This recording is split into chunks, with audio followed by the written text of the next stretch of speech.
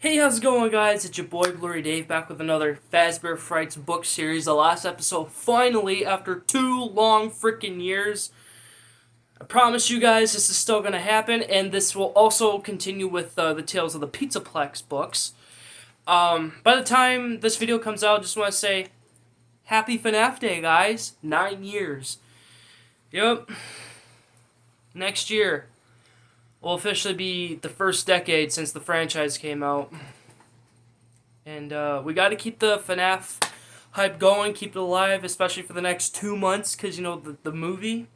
So, I rarely do this, but I read this book in one day, one sitting. Well, of course I took breaks, but oh my gosh.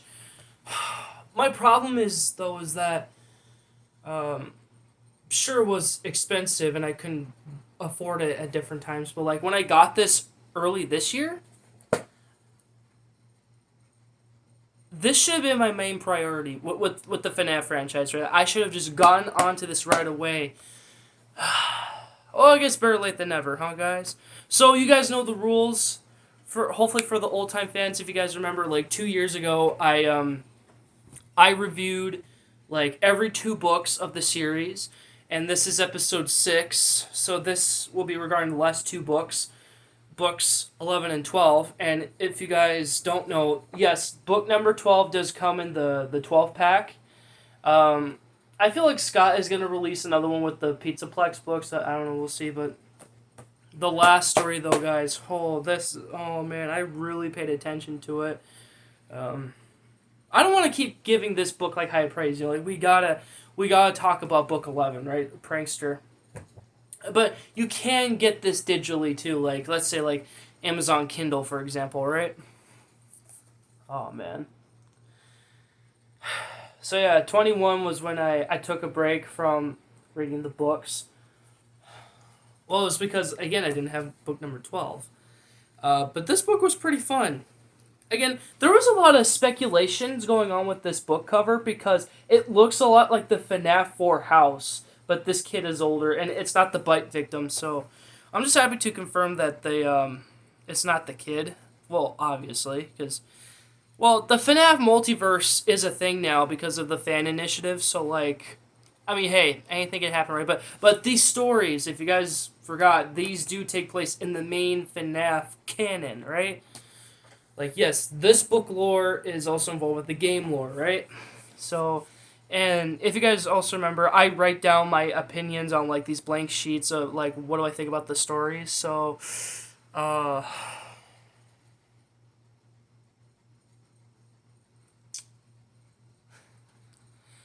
yes, it's starting to come back to me now. Like, the guy's friends here, they kept pranking him 24/7, which is not good. Like, oh my gosh.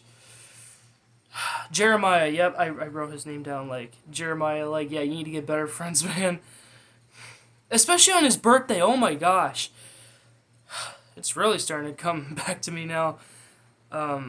Even like I said here, I would not have forgiven them in the end. Like, yeah, I would just tell him it's over. Especially Jeremiah's crush. Oh, so his crush was involved with the pranks, too. Oh, gosh.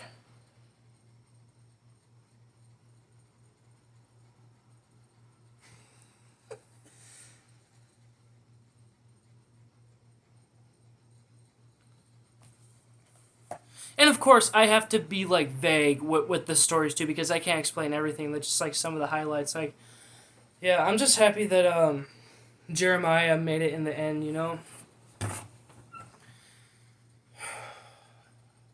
I guess I should apologize in advance, guys. It has been 2 years since I've read this, so like, even if I don't explain a lot, I apologize again. Like, oh man, I should have been more specific in my opinions here with this. So that was Prankster. Now we got our second story. What is it called? I'm trying to get to the... Okay. Kids at Play. What was this one about?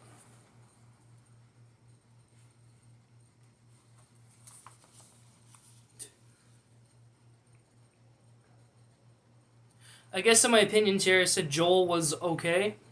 I think he was the main character. Plot details,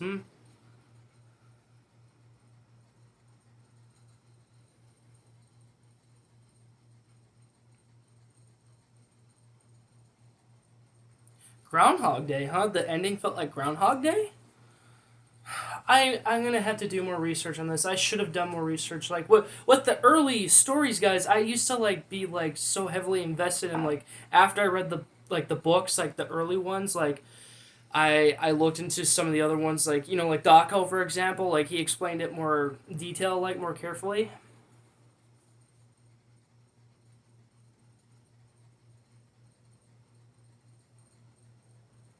Oh, I guess Joel's parents were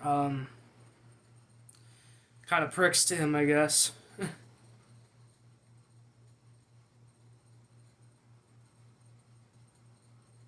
Caleb, huh?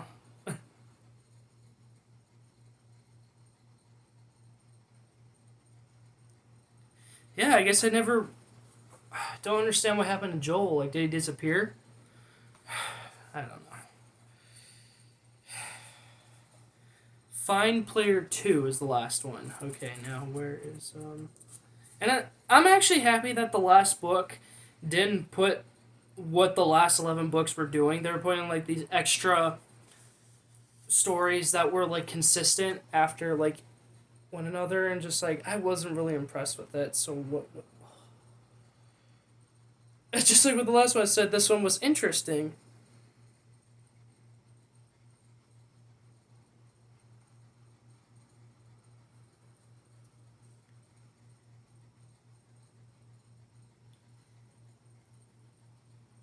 Oh, Amy, like AIMEE. Yeah. Why do we have to complicate names, right? Yes, it's pronounced Amy. Thank you, me. Common sense, me. AMY. Which, by the way, that was a very popular name back in the day. Get it right. That's what I say here.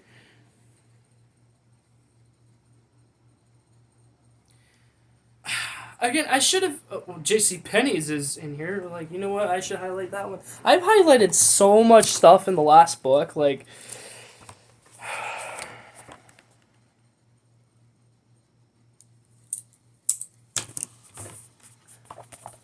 so that was this book. And finally, here's book 12, Felix the Shark. But the first two stories, it took me like an hour and a half to read these. But yeah, I didn't like how what's his name, Dirk, like his friends, his roommates that were making fun of him, like they were thinking like he was making up Felix the Shark. Like, oh man, is this gonna be another one of those stories? And like I said in here too, yes, the story could have done a lot better. There was a lot of like little complications here and there. Uh, and of course, like, oh yeah, I did mention that they should have focused more on the abandonment side of it. Like, probably would have taken up most of it too. Like, hey, you know what? I don't care. It would be worth it. But of course, when he does come in contact with Felix the Shark, right? Felix eats him in a way. But I think Dirk is still alive. But yeah, um, just not very impressed. I'm sorry, Scott, if you watch this. Just not impressed. But guys, if this video gets up to 10 likes, I'll tell you about a Five Nights at Freddy's related dream I had 2 years ago. And yes, this is when I was still reading the books. Like, it was Bonnie related, and I thought this would be perfect for a Fazbear Frights story because, like, in some of the books here now, they break the fourth wall. Like, okay, I'll ask Scott if I could give him a submission or whatever. Like, the scoop. Okay, what was the scoop? And I was fast reading these first two stories, guys, but it was unintentional, right? Like, sure, I was picking up everything faster than what I did previously with the books, right? But like, I understood everything, but with the last story I'm gonna tell you after this one, man. Yeah, if you guys read the books.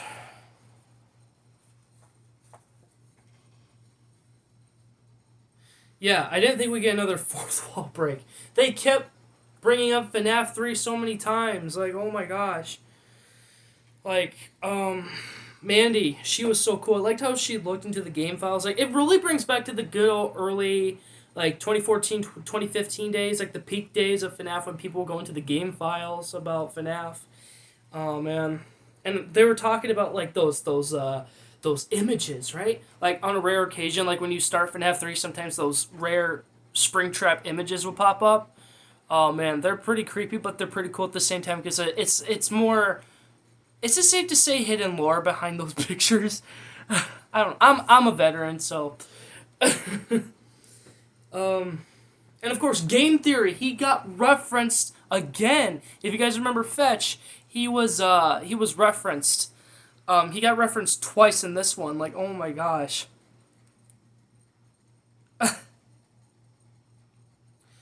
But yes, the ending was pretty confusing. And also, when Manny was bringing up those pictures, she was tying them to real life stuff. Like Springtrap could have actually existed, but then again, it's fiction, guys. Like, if Springtrap was real, he better be freaking far away, or otherwise he's gonna have to mess with me, okay?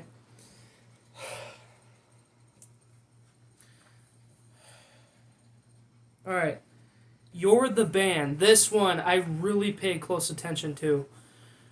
I was kind of rating slower too because I wanted to pay attention and focus to every single detail in here because if you guys read the previous books, you should know that anything that involves with just a parent with their one kid, like whenever they're like the two main characters, but like something bad gets in between them, like, and it's unintentional, like, oh man, like Sylvia, she's a single parent, but I loved her. Like, of course I saw this coming when I read her character. Like, she is just so overprotective over her kid Timmy, which any parent would be, right? No surprise to me. Timmy though, like, oh my gosh, he was such a cool kid. I had to fix something. But that was when his character started to change. Like, at first I thought, okay, he did have a different personality, but it was explained later in the story. Like, I thought, does he have DID? Dissociative identity disorder. So thank God the mom in here, she gets him the help, and then, oh my gosh, the best surprise at the very end was Michael Afton. Yep. He saved the day. He saved both the mom and the kids' lives. Like, yes, you gotta save them both. They have to make it till the very end. That's what I like. Of course, he had to explain what was going on, but, like, I'm pretty sure this is what Scott added later on.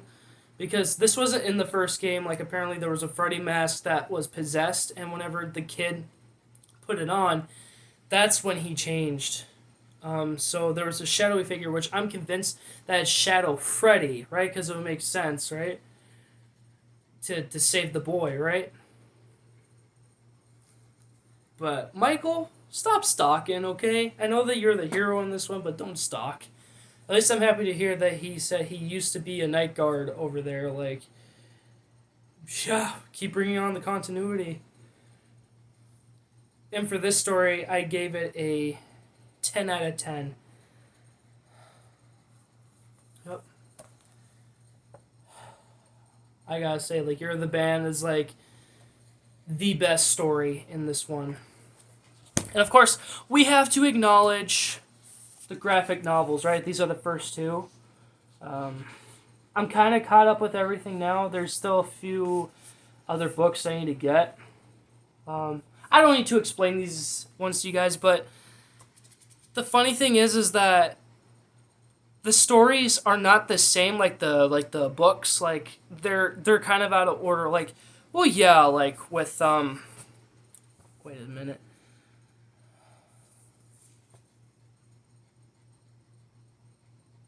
Okay, like, why did they pick Out of Stock to be the cover? Like, that was another story in book 2.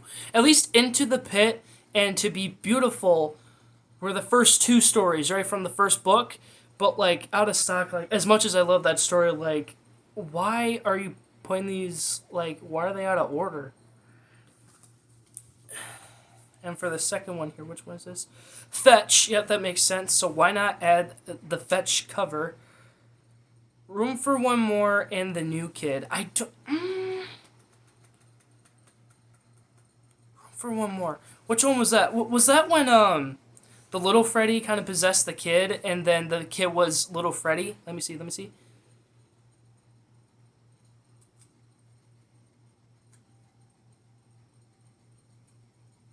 Because I know that would be number 2 in book 2, and then Out of Stock would be number 3. I don't have cancer. No, that's another one of the later stories. At least they got like Fetch in there. But yeah, definitely love the graphic novels. All in all, for the last 3 years, I've been reading the Fazbear Frights books, and they've been great, guys. Okay, like, if you're looking for something good to read, like, definitely read those books, because they're definitely worth your while. I love how they're called, like, for kids, but, oh boy, if only you knew the stuff that goes on in those books. I mean, good on you, Scott, and everyone else who was involved. But, yeah, I'm just happy to say that I am finally finished with the Fazbear Frights books after 3 years. I can't wait to get onto the Pizzaplex books. I don't know when I'm going to start them, but, like, hey, it's going to be FNAF Day, so you never know, right? But for those of you who have been waiting this long, if you wait patiently, I appreciate it, guys, because, again, you guys are awesome. I mean, the second half of the channel is called FNAF News for a reason, right? Like, you guys want me to give you FNAF content, right? Like I said, I'm trying to be like the big leagues, right? I'm trying to get out there, right? So let me know in the comments how you're going to celebrate your FNAF day, and I know this isn't going to be the only video, so whatever FNAF related stuff I'm thinking of, like, I'll make sure to release it on the channel today, so... Alright, again, thanks so much for watching, guys. I hope you enjoyed. Please make sure to like, comment, and subscribe if you haven't already. Please send the post notification bell to share my content if you haven't already. And yeah, hopefully you guys are having a great Five Nights at Freddy's day. Happy 9th anniversary. Thanks so much. May the Lord be with you guys. Always love you guys. Peace out, guys. Happy FNAF day, guys. Woo! Let's go. Yeah!